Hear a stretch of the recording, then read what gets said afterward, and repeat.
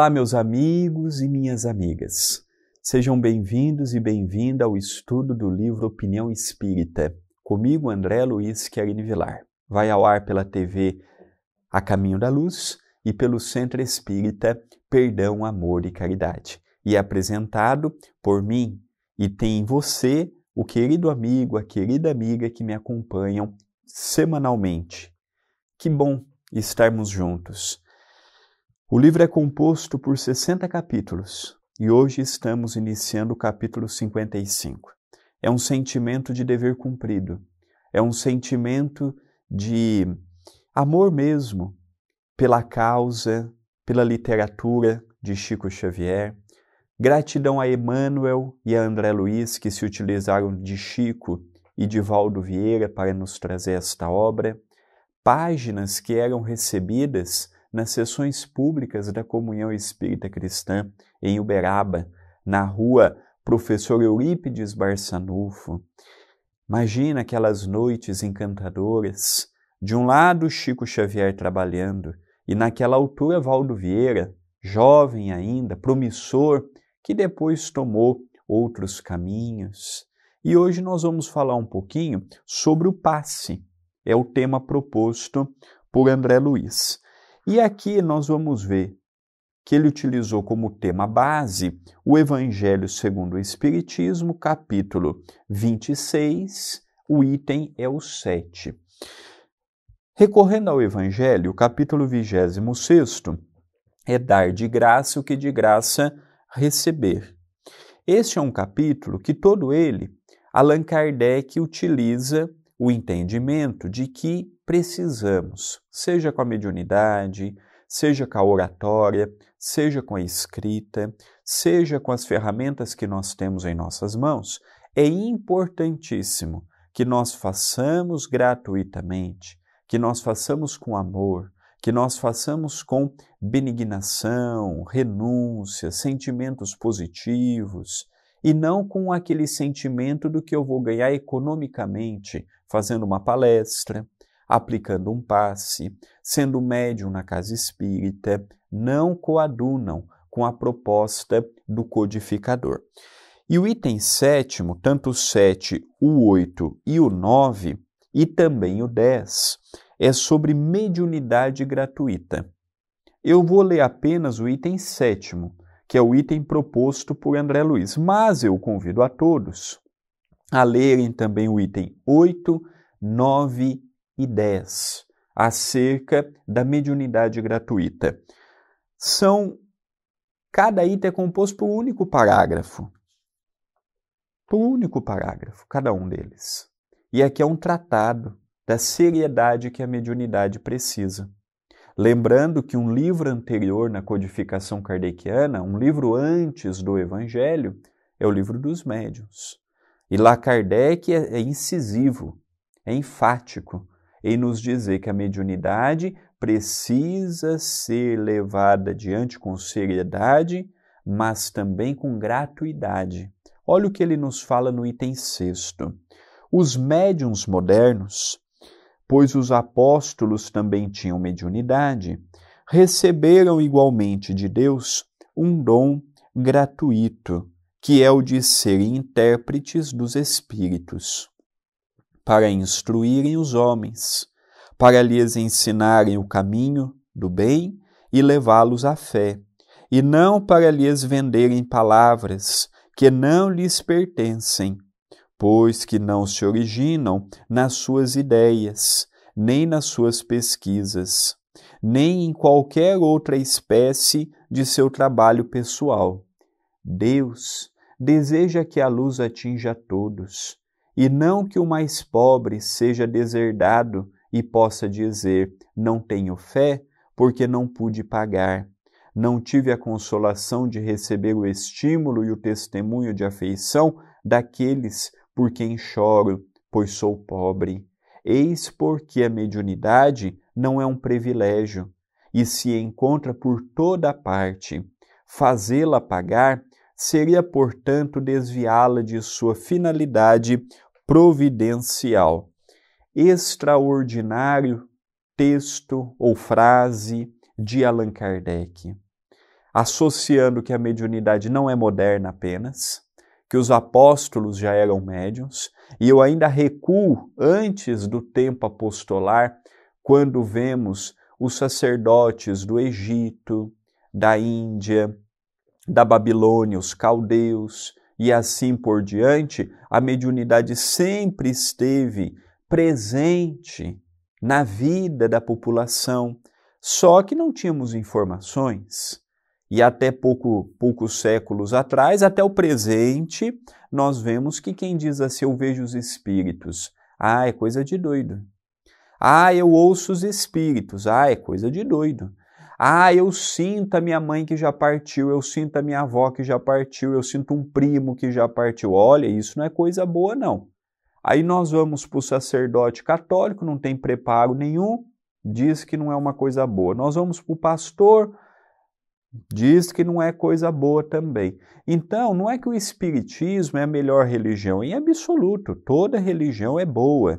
Quem a desmerece e quem a diminui é o comportamento de quem está à frente dela e o comportamento das pessoas que seguem determinados líderes sem se colocar se aquele comportamento efetivamente caminha com os ensinamentos de Jesus.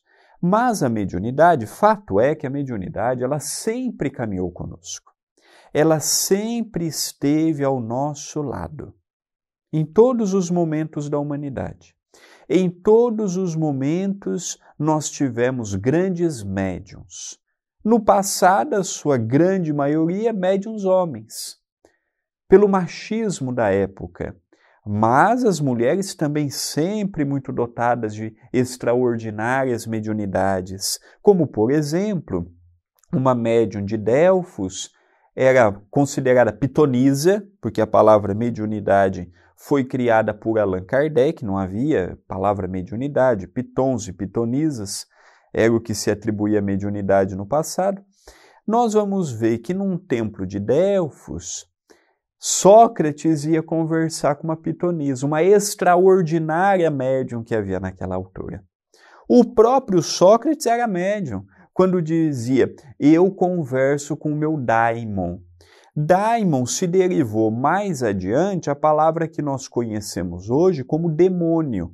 Só que o sentido de demônio do passado e o sentido de demônio hoje são totalmente inversos. Daimon é uma palavra, ou demônio, é uma palavra sem conotação, se é bom ou ruim, simplesmente diz, é um espírito. E se vai ser um espírito bom ou ruim, vai da natureza daqueles espíritos que acompanham determinados encarnados. Então o daimon podia ser um espírito bom, porque era um espírito, como o daimon podia ser um espírito perverso. Na atualidade, principalmente pela cultura católica e pela cultura protestante, quando nós falamos de demônio, nós já logo imaginamos o que há de pior nas trevas e no umbral, ou no abismo. Nós imaginamos aquele ser perverso, aquele ser que vinga, que pune, que mata e que incentiva tudo a iniquidade, porque foi a forma moderna que nos últimos séculos nós demos a uma palavra que, no seu sentido original, na Grécia Antiga, tinha uma outra forma de se ver, uma outra forma de se entender. Por isso que quando nós lemos uma biografia ou uma obra a respeito de Sócrates, eu converso com Daimon, é um demônio, mas numa concepção diferente da que nós temos hoje. A mediunidade, ela está para todos. E aí Kardec diz assim, a mediunidade não pode ter classe social. A mediunidade não pode ter rótulo. Para amanhã ninguém chegar no mundo espiritual e dizer assim, eu não fui médium porque não tive dinheiro para ser médium. Chico Xavier, de família pobre, paupérrima, com inúmeros irmãos que dependiam do seu apoio financeiro e moral, foi um extraordinário médium. As últimas descobertas que os pesquisadores têm feito a respeito da vida de Allan Kardec, Hippolyte, Léon Denis Rivaio, mostram que foi uma vida de muitas dificuldades econômicas. Não passou fome, não passou privação, mas era um dinheiro contado. Era um dinheiro contado. Então nós temos aquela ideia, não é? Mediunidade, eu preciso ter facilidades para ser médium. Não. Os grandes médiuns que passou, olha o Lacerda, que veio de Portugal, refugiado de Portugal para o Rio de Janeiro, as lutas que ele passou, econômicas. Olha a Zilda Gama, Dona Ivone, personagens que foram grandes no final do século XIX e no século XX, aqui no Brasil. As lutas que eles passaram. Então aquela ideia, médium, facilidade só nos tira do caminho. Facilidade econômica, facilidade intelectual, facilidade de oportunidades. Às vezes a gente quer ter muito isso, nós temos que tomar muito cuidado, porque a facilidade pode desviar-nos da rota evolutiva. E esses personagens vêm com esta dificuldade para nos mostrar que é sim possível superar a pobreza, as dificuldades, a orfandade, a incredulidade, as traições que nós sofremos. E neste contexto da mediunidade gratuita, nós vamos ver um pouquinho sobre o passe, uma prática altamente desenvolvida e propagada dentro do Espiritismo. Diz André Luiz pelas mãos de Valdo Vieira: o passe não é unicamente transfusão de energias anímicas. É o equilibrante ideal da mente, apoio eficaz de todos os tratamentos. Então, o passe não é mera transfusão de energias anímicas. Energias anímicas, tudo que é o animismo, é o que é proveniente do próprio encarnado. O passe, o sonambulismo, o êxtase, o desdobramento consciente, são faculdades mediúnicas do encarnado.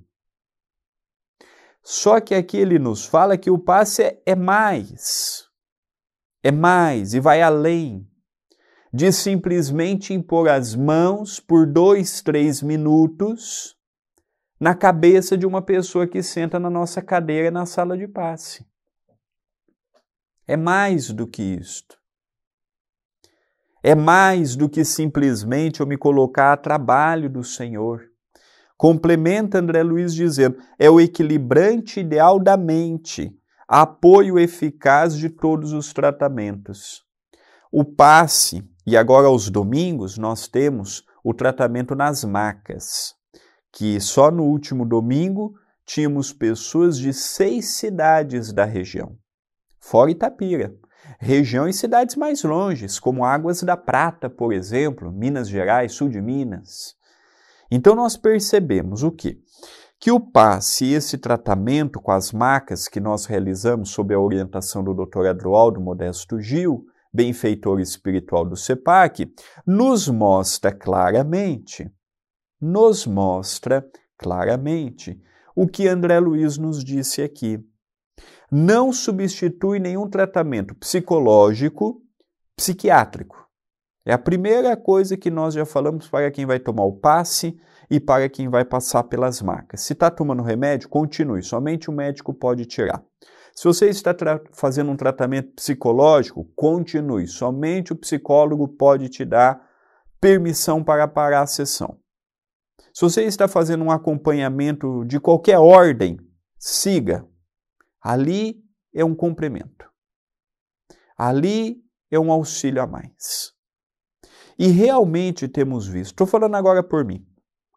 Às vezes eu chego na quarta-feira, é um dia que já trabalhei, a minha filha toma o meu tempo, a cachorrinha paralítica toma o meu tempo, os próprios afazeres do trabalho, os próprios afazeres da doutrina, os próprios afazeres do dia a dia sugam a nossa energia. Chega no final do dia, é natural que o nosso corpo esteja cansado, fatigado, exausto, uns dias a mais, uns dias a menos. E é curioso, porque eu chego na casa, quando meu pai está em Itapira, o atendimento fica sob a responsabilidade dele. Quando há muitas pessoas, atende ele numa sala e eu atendo na outra. E quando ele não está, eu passo a atender o atendimento fraterno sozinho. É curioso porque às vezes a gente chega cansado, mas chega feliz, animado. Trabalhar pelo Cristo é animação. E aí vem o comentário do Evangelho, às 19h30, e depois é o passe. Quando, geralmente nós, os passistas da casa, tomamos o passe no final. Todos que estão no salão tomam o passe, vão embora, e aí no final todos os passistas tomam o passe. Quando chega a minha vez de tomar o passe, que eu sento na cadeira, é aquele momento que eu faço assim. É como se é aquela limpeza que o passista está me dando. Agora, eu também tenho que ir receptivo. Não adianta eu estar sentado ali na cadeira, com uma música clássica, com uma pessoa fazendo a prece, eu pensando, o que a Carol vai fazer de janta para mim? Também não... os espíritos também têm limitação, né? Nossa, amanhã eu tenho tanta coisa para fazer. Naquele momento eu tenho que parar, respirar fundo.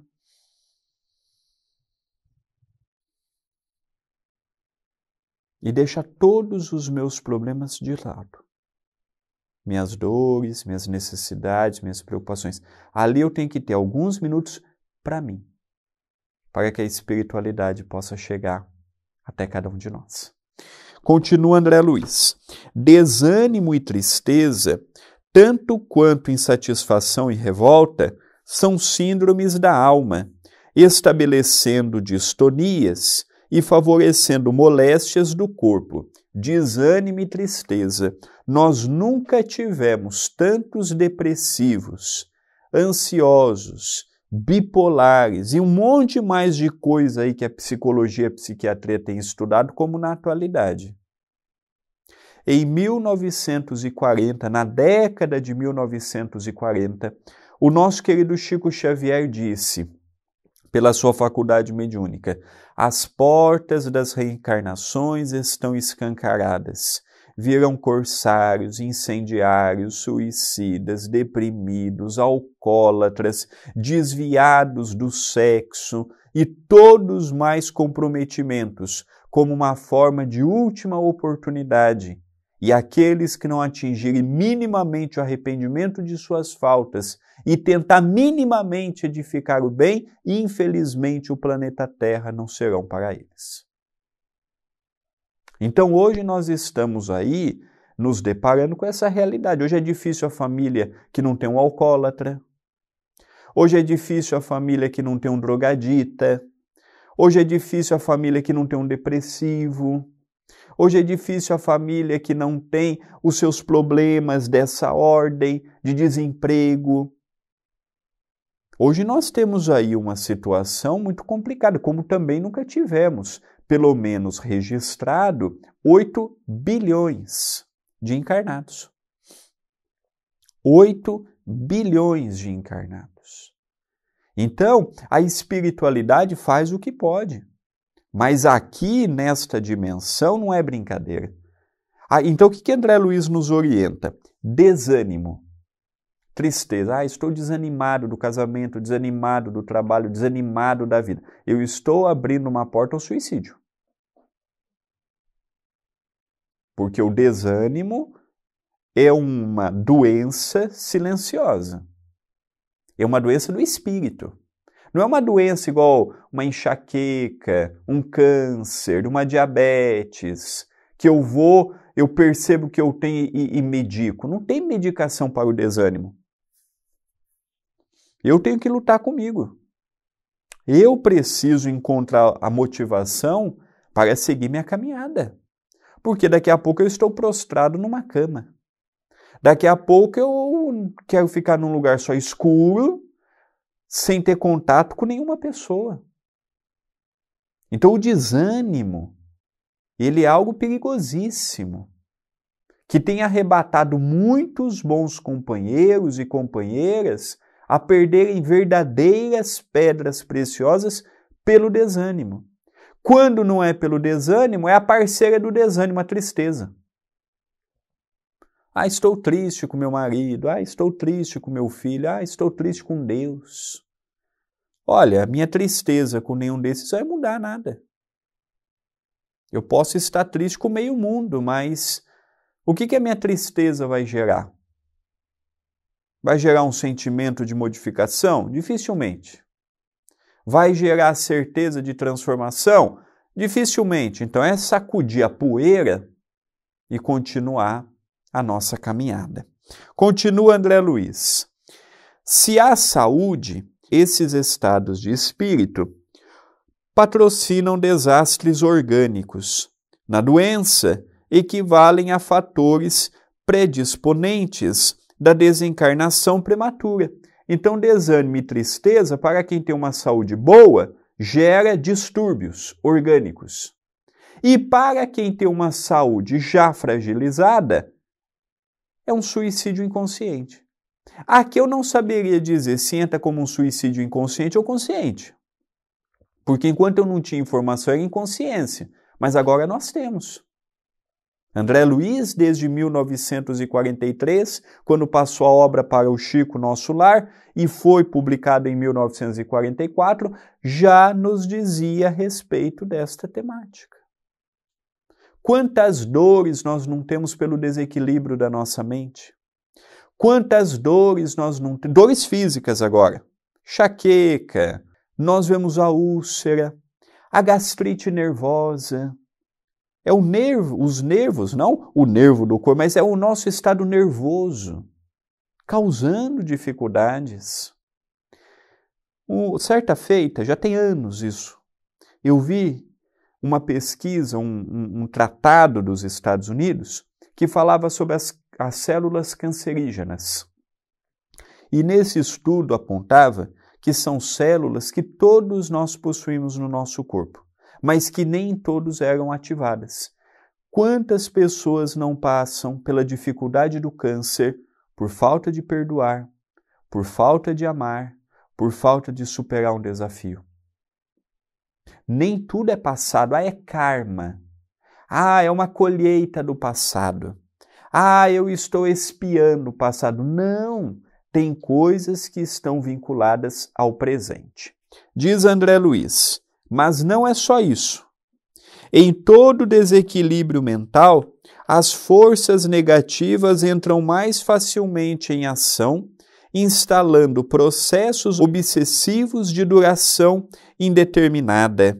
Se usamos o antibiótico por substância destinada a frustrar o desenvolvimento do micro-organismos no campo físico, por que não adotar o passe por agente capaz de impedir as alucinações depressivas no campo da alma?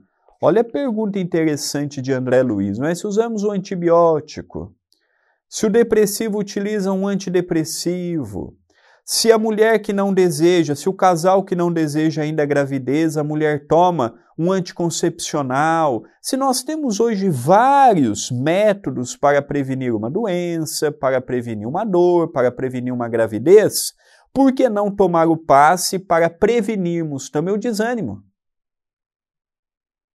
A tristeza, mágoa, ressentimento. Só que nós estamos chegando errado num templo de oração. Aqui no CEPAC, a Cássia que está filmando e editando é testemunha, o doutor Adroaldo está sendo incisivo, a gente herdou a ideia da Igreja Católica de ficar olhando a roupa das pessoas. Nós vamos para uma igreja católica, nós vamos para uma igreja evangélica, nós vamos para um centro espírita, parece um mercadão de peixe. Parece que é um encontro social, você vai ver a tia que não vê há 10 anos e vê ali, quer tirar saudade, quer falar como é que está o primo. A última vez que você viu o primo estava no colo, hoje o primo já é casado. E você quer falar da vida toda do primo na igreja, no centro espírita. E conta piada, e lembra de fulano, e chora no meio do negócio. Olha, um templo religioso, seja ele qual for, tem que ter respeito. Nós vamos num templo budista, não é essa farofada que é aqui, não. A gente vai numa mesquita muçulmana, não é essa farofada que é aqui, não. Aqui, a gente chega na casa, parece que está na casa da mãe de domingo. Vai abrir na geladeira, vai perguntando por chocolate. Olha, a gente tem que ter respeito num templo de oração. A gente tem que chegar... Sempre tem uma música tocando nos centros. Aqui nos que eu conheço. Uma música clássica ou tocada. Olha, vamos cantar, vamos ouvir. E tem pessoa que tem a cara de pau de dizer, nossa, mas eu vou no centro e eu saio do mesmo jeito. Ó, você sai do mesmo jeito da igreja, do centro, da tenda de Umbanda, porque você não prepara, você chega lá cheio de problemas. E você fala assim, olha, espíritos, eu quero ter dinheiro na conta, mas você não quer deixar de comprar as coisas. Eu quero ter um casamento melhor, mas você não fica quieto e fica brigando com a esposa ou com o marido. Olha, eu quero ter uma melhor união com meus filhos, mas você não quer abrir mão de nada. E quer que os espíritos façam a parte que te cabe. Aí os espíritos não fazem, o centro é ruim, o centro é fraco, o centro não presta.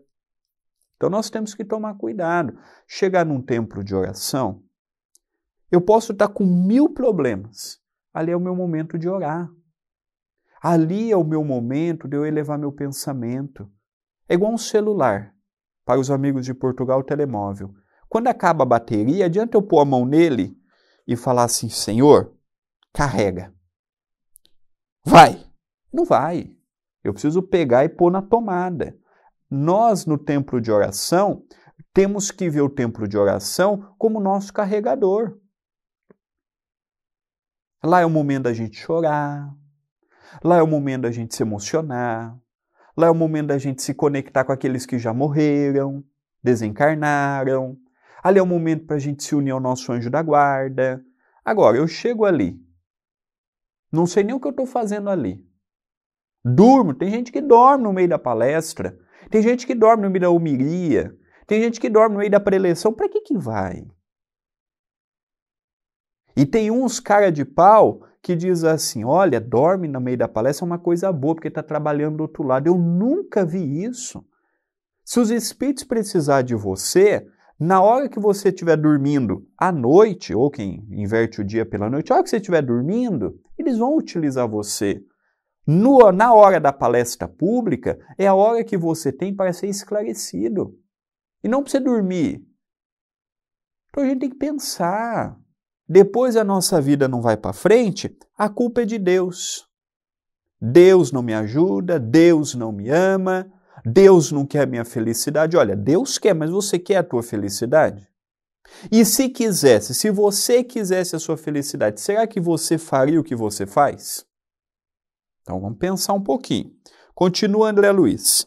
Se atendemos à asepsia no que se refere ao corpo, por que descurar dessa mesma asepsia no que tange ao espírito? A aplicação das forças curativas em magnetismo enquadra-se à efluvioterapia, com a mesma importância do emprego providencial de emanações da eletricidade. Espíritas e médiuns espíritas, cultivemos o passe no veículo da oração, com o respeito que se deve a um dos mais legítimos complementos da terapêutica usual. E olha que quando André Luiz trouxe essa mensagem, André Luiz foi médico na sua última encarnação como o Dr. Carlos Chagas. E o médium que recebeu esta obra, Valdo Vieira, foi odontólogo e médico. Foi porque ele também já desencarnou. E se tornou médico a pedido de André Luiz, que estudou medicina para poder ajudar os mais necessitados. Então, o passe, ele pode nos trazer um alívio incalculável.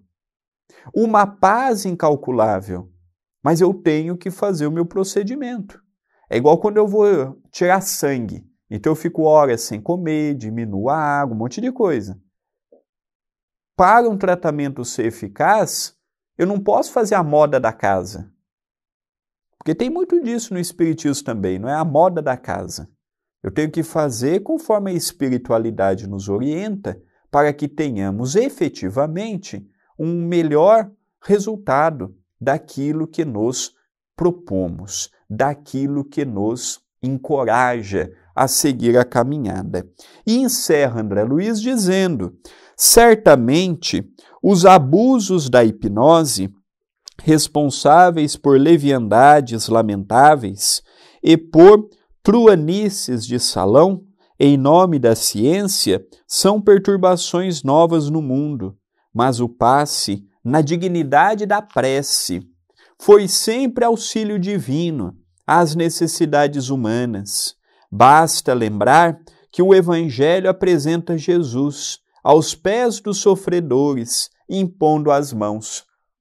Jesus utilizava o passe na sua época.